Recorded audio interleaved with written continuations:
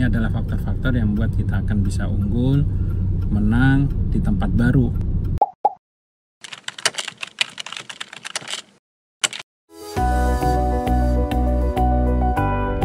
Hal yang kedua itu adalah toleransi.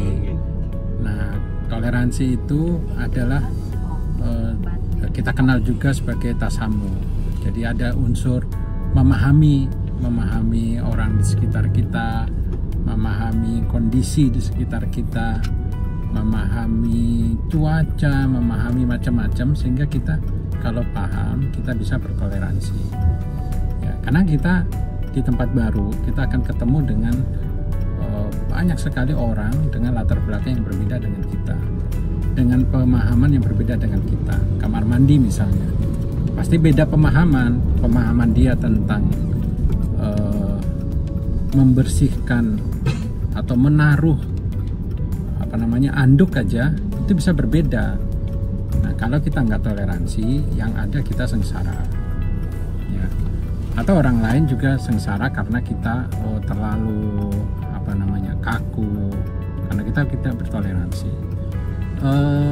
Pengertian dia tentang kebersihan kamar juga kita harus punya toleransi. Bisa jadi teman kamar kita itu lebih bersih, lebih pembersih, atau bisa jadi kitanya lebih pembersih.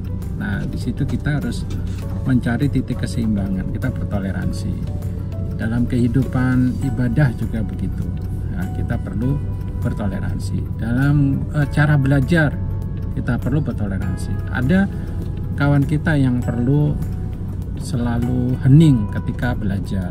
Nah, kita harus bertoleransi, jangan membuat kebisingan. Atau sebaliknya, ada teman kita yang harus selalu ada suara radio ketika belajar. Ya, kita bertoleransi, saling memahami, bertoleransi, saling berdiskusi, saling mencari titik keseimbangan. Nah, setelah faktor yang pertama adaptasi, faktor kedua toleransi, nanti kita akan menuju faktor yang ketiga. Ini adalah faktor-faktor yang membuat kita akan bisa unggul, menang di tempat baru. Ya, dan ini tidak hanya untuk anak-anak kita, para mitra akademia, tapi juga untuk kita dimanapun tempat pengabdian kita.